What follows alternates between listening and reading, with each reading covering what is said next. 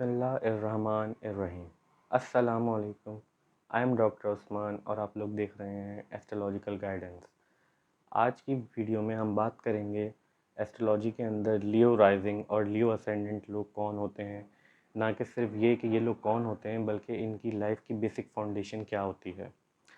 और आप लोग अगर चैनल पे नए हैं और फर्स्ट टाइम ये वीडियो देख रहे हैं, तो आपको अगर ये बात नहीं पता कि एस्ट्रोलॉजी के अंदर असेंडेंट और राइजिंग साइन क्या होता है, तो जिस वक़्त कोई भी इंसान पैदा होता है, उस वक़्त अर्थ के ईस्ट साइड पे जो भी साइन स्काई के अंदर ज़ोडिएक साइन राइज कर रहा होगा, वो उस बंदे या बंदी का असेंडेंट साइन और राइजिंग साइन कहलाता है।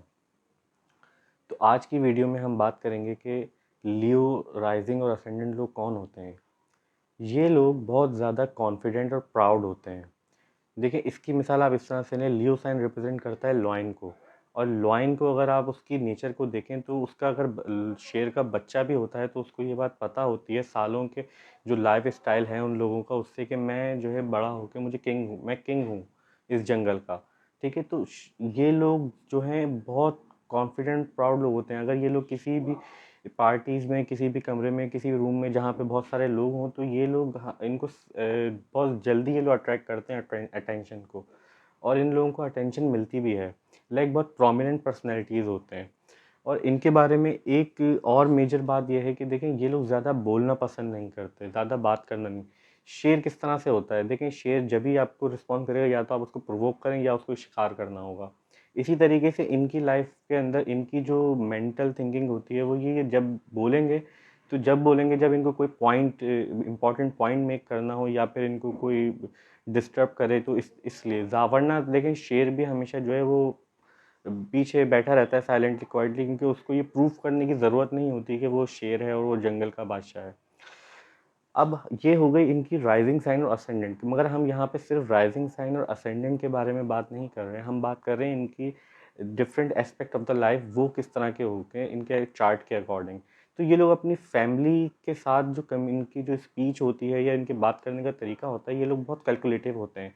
कैलकुलेटिव इन अ सेंस, देखें, इनको ये बात का ख्याल रहता है हमेशा कि ये इनको फादर से किस तरह से बात करनी है, अपनी मदर से किस तरह से बात करनी है, अपने बहन भाइयों से किस तरह से बात करनी है, क्लोज फैमिली मेम्बर से। क्यों? क्योंकि इनके सेकंड हाउस के अंदर जो साइन आता है वो आता है विर्गो, और विर्गो जो होता है वो ऑल अबाउट कैलकुलेशंस होता है। तो ये लोग अपने फैमिली एसेट्स, फैमिली वैल्यूज़ और अपनी वेल्थ के बारे में काफ़ी कैलकुलेटिव होते हैं। इनकी अगर कम्युनिकेशन की बात की जाए, जो मेन इनका कम्युनिकेशन रिप्रेजेंट कर देंगे, सेकंड हाउस से हम देखते हैं स्पीच, और अगर थर्ड हाउस की बात करें तो थर्ड और सेकंड के अंदर ये स्पीच का हाउस है, और ये जो हाउस है वो है आपका कम्युनिकेशन का। इधर से हम कम्युनिकेशन देखते हैं कि आपके क्लोज नेबर्स, आपके अराउंड जो लोग होते हैं क्लोजली, आपके सिबलिंग्स जो आपके ज़िंदगी में ज़्यादातर साथ रहते हैं, करीब रहते हैं, उनसे आप बात किस तरीके से करते हैं। तो ये लोग बहुत डायनेमिकल कम्युनिकेटर होते हैं, क्योंकि इनके देखें, अगर राइजिंग साइन को देखें असेंडेंट, ये लोग एक बहुत प्रोमिनेंट पर्सनैलिटी है, और उनकी कम्युनिकेशन भी काफ़ी जो है वो डायनेमिक किस्म की होती है। मीन्स ये लोग काफ़ी अपने नेबर से, अपने इर्द गिर्द के लोगों से बहुत तरीके से, अगर इनकी कम्युनिकेशन की बात की जाए तो देखिए, इनका थर्ड हाउस जो होता है वो रूल करता है लिब्रा साइन, और लिब्रा का लॉर्ड हमें पता है वीनस। वीनस जो होता है वो बहुत सेंचुअल प्लैनेट होता है, प्लीजिंग प्लैनेट होता है। तो इनका जो बहुत डायनेमिकल, जो हमने बात की कि कम्युनिकेटर होते हैं, वो इन अ सेंस कि ये बहुत प्लीजिंगली बात करना जानते हैं अपने इर्द गिर्द के लोगों से। जब भी इनकी पर्सनैलिटी जो है इतनी अट्रैक्टिव बन जाती है कि लोग इनको, ये जब बात करते हैं तो लोग इनको अट्रैक्शन जो है, ये जो है फ़ौरन से कैच करते हैं अट्रैक्शन। तो इन लोगों को बहुत ज़्यादा अटेंशन सीकर, इन लोगों को अटेंशन, ये सीकर नहीं होते, बल्कि इनको अटेंशन मिलती है इन लोगों को लाइफ के अंदर ऑटोमेटिकली। क्यों? क्योंकि देखिए, जब इनकी पर्सनैलिटी इस तरह की है, लियो साइन असेंडेंट है, और इनके कम्युनिकेशन के अंदर जब इतना सेंजुअल प्लेजिंग क्वालिटी आ जाएगी, तो इसी वजह से यही बात होती है कि ये लोग जो होते हैं वो काफ़ी ग्रेट अच्छे कम्युनिकेटर होते हैं, और डायनेमिकली अपने कम्युनिकेशन को लेके चलते हैं। हम इनके अगर हाउस की बात करें, देखें, ये लोग अपने घर के मामलात में, अपने फैमिली मेम्बर्स के मामलात में, और अपने अगर रियल घर की भी बात करें हम, तो उनसे भी काफ़ी प्रोटेक्टिव होते हैं। क्यों प्रोटेक्टिव होते हैं? ये डीपली अटैच होते हैं। क्यों? क्योंकि देखिए, इनके फोर्थ हाउस में जो साइन आता है वो आता है स्कॉर्पियो, और हमें भी पता है कि स्कॉर्पियो का लॉर्ड होता है मार्स। अब देखिए, हम यहाँ पे जितनी भी बात करते हैं या पिछली वीडियो में असेंडेंट सीरीज़ के अंदर ने जो बात की, हम यहाँ पे प्लैनेट्स की बात नहीं कर रहे, हम इनकी असेंडेंट और इनकी मेन जो लाइफ का जो बेसिक फाउंडेशन होती है वो किस तरह की होती है। मगर अब इनका रिलेशन, एक बार हम जहाँ से बात जो कर रहे थे कि फोर्थ हाउस में जो स्कॉर्पियो साइन आता है, अब इनकी इसकी कितने प्रोटेक्टिव होंगे, कितने बेटर होंगे, वो डिपेंड करता है प्लेसमेंट ऑफ मार्स के ऊपर कि क्योंकि फोर्थ हाउस का लॉर्ड है मार्स। अब मार्स अगर बैडली प्लेस्ड होगा तो मे बी पॉसिबल कि ये लोग मार्स वाली इनके क्वालिटीज आ जाए, जैसे एग्रेसिव सोल्जर्स वाली, तो ये बहुत ज़्यादा कंट्रोलिंग हो जाएंगे घर के अंदर अपने हर चीज़ को, ये ऐसे नहीं, ये चीज़ ऐसे, तो बहुत ज़्यादा कंट्रोल, तो इनकी नेचर को जो है ज़्यादा पसंद नहीं किया जाता। मगर ये दोनों चीज़ें नेगेटिव और पॉजिटिव जो हम बात कर रहे हैं वो डिपेंड करेगी कि मार्स की प्लेसमेंट पे। मगर ये लोग डीपली अटैच ज़रूर होंगे अपनी फैमिली वैल्यूज़ से, अपनी फैमिली सिक्योरिटीज़ के हवाले से कि उनको सिक्योरिटी प्रोवाइड करनी है, तो इस तरह के लोग ये होते हैं। इसी तरीके से अगर हमें देखें, इनके फिफ्थ हाउस में जो साइन आता है वो आता है सेगिटेरियस। ये सेगिटेरियस का लॉर्ड होता है जुपिटर। ये लोग अपने बच्चों के साथ काफ़ी फिलोसफिकल नॉलेज उनके साथ शेयर करते हैं, रिलीजियस नॉलेज शेयर करते हैं, स्पिरिचुअल टैक्स, स्पिरिचुअल टैक्स नहीं, रिलीजियस टैक्स हम कह सकते हैं कि ये लोग इस तरह की नॉलेज शेयर करते हैं। और इनकी अपनी एजुकेशन के बारे में अगर बात करें, क्योंकि फिफ्थ हाउस से हम एजुकेशन भी देखते हैं, being the Lord of the fifth house Jupiter जो होता है, ये लोग मोस्टली जो प्रोफेशन इनको सूट करता है, 100 आउट ऑफ 80 टाइम्स जो है ये लोग लॉयर्स के प्रोफेशन में इनको जो है ज़्यादा सुटेबल किया करता है। ज़्यादातर ये लोग इस फील्ड में जाते हुए देखते हैं, क्यों? क्योंकि इनकी एजुकेशन का हाउस जो होता है वो जुपिटर रूल करता है, और जुपिटर नेचुरली रिप्रेजेंट करता है लॉ को, रिलीजियस स्टडीज़ को, फिलोसफिकल स्टडीज़ को। तो ये लोग इस चीज़ में भी जा सकते हैं और अपने बच्चों के अंदर भी ये कल्चरल वैल्यूज़ उनको सिखाते हैं, उनको फिलोसफिकल वैल्यूज़ सिखाते हैं, रिलीजियस वैल्यूज़, जैसे कि इस त्यौहार को हमें ये करना होता है, इस ईद के अंदर हमें ये चीज़ें करनी होती हैं, या डिफरेंट एस्पेक्ट के अंदर ये उनके अंदर ये वैल्यूज़ जो है वो उनको टीच करते हैं, ताकि ये उनके बच्चे भी आगे जाके अपने बच्चों को टीच कर सकें। अब अगर हम इनके सिक्स हाउस की बात करें, देखिए सिक्स हाउस के बारे में हमें पता है कि हमने बात की थी डेली वर्क लाइफ, आपके एनिमीज़, आपकी डिजीज़।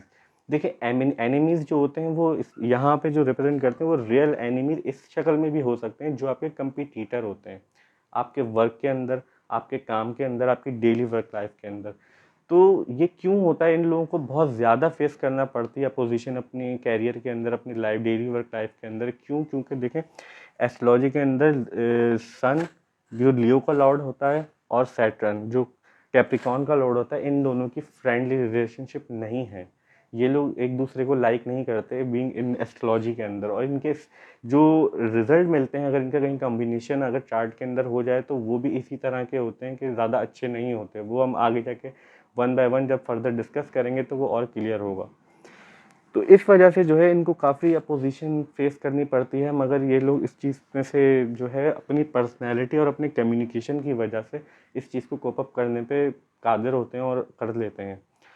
अगर हम इनके सेवन्थ हाउस की बात करें, देखें हमने वही बात की, एक्वेरियस का लॉर्ड भी सैटर्न होता है। इनकी लाइफ के बारे में, इनकी मैरिज लाइफ के बारे में अगर हम बात करें, देखें ये इनकी मैरिज लाइफ अंदर से दीवार, चार दीवार के अंदर जो भी हो, मगर ये बाहर आपको हमेशा यही पोर्ट्रेट करेंगे कि इनकी लाइफ, इनकी मैरिज लाइफ जो है वो काफ़ी अच्छी है और सेटल्ड है।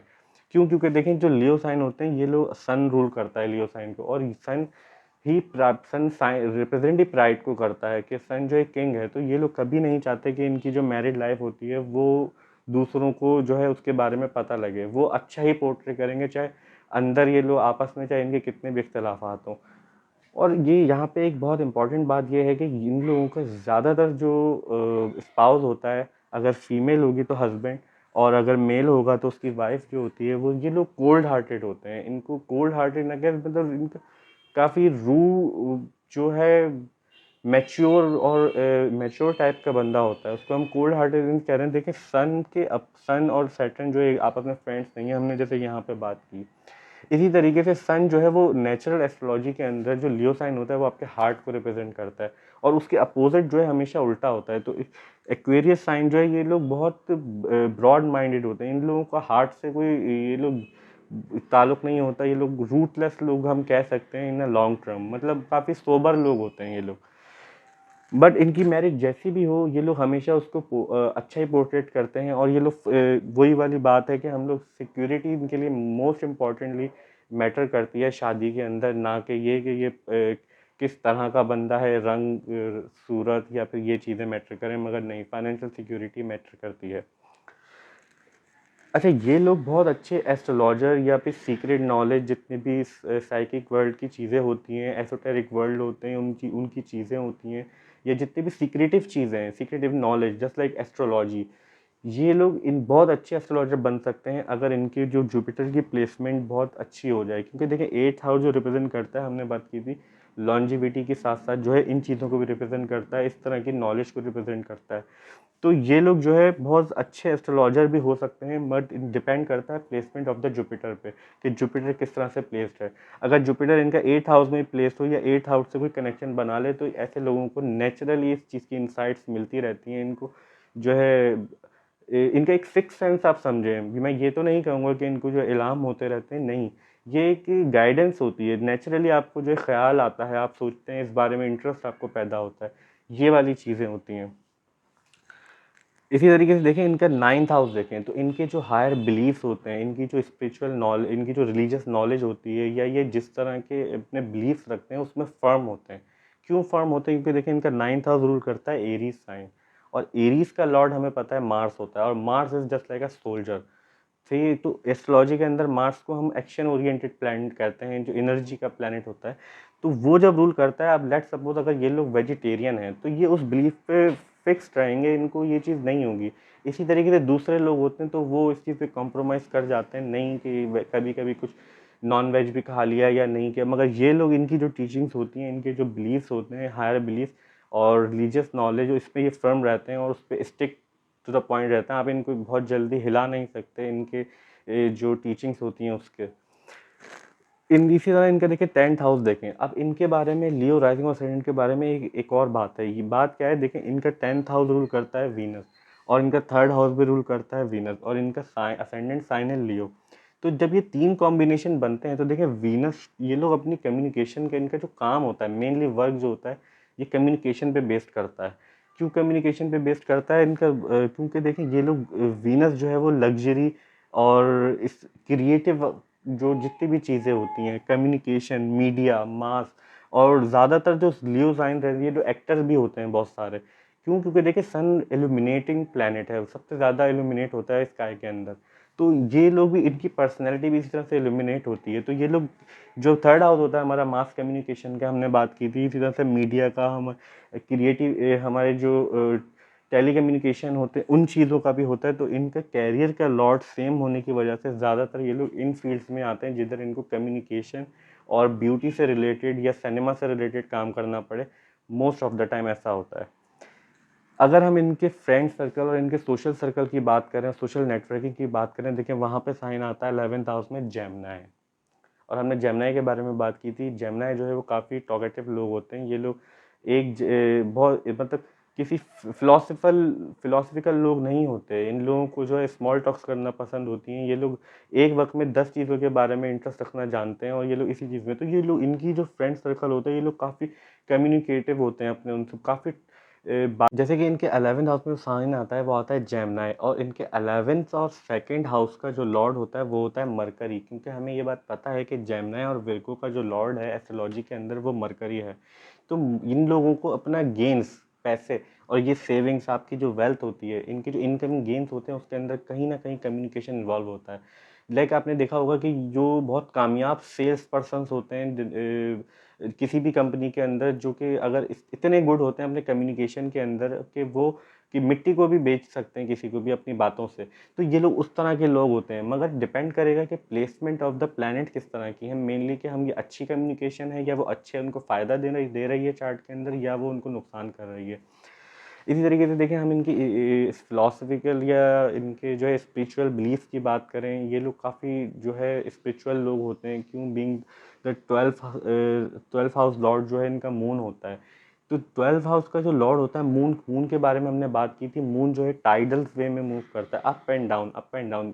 देखें, टाइडल वेव की जो हम बात कर रहे हैं, मून जो है, आपने देखा होगा कि मून, फुल मून होता है, फिर फुल मून से वो आहिस्ता आहिस्ता न्यू मून की तरफ आता है, फिर न्यू मून से दोबारा फुल मून की तरफ आता है। तो ये जो मूवमेंट होती है, ये टाइड्स क्रिएट करती हैं।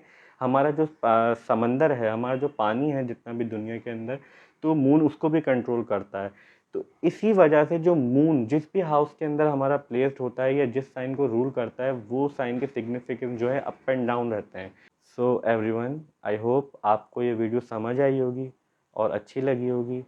और अगर अच्छी लगी है तो प्लीज़ वीडियो को लाइक कीजिए, चैनल को सब्सक्राइब कीजिए। मिलते हैं नेक्स्ट वीडियो में, जब तक के लिए अल्लाह हाफ़िज़, टेक केयर।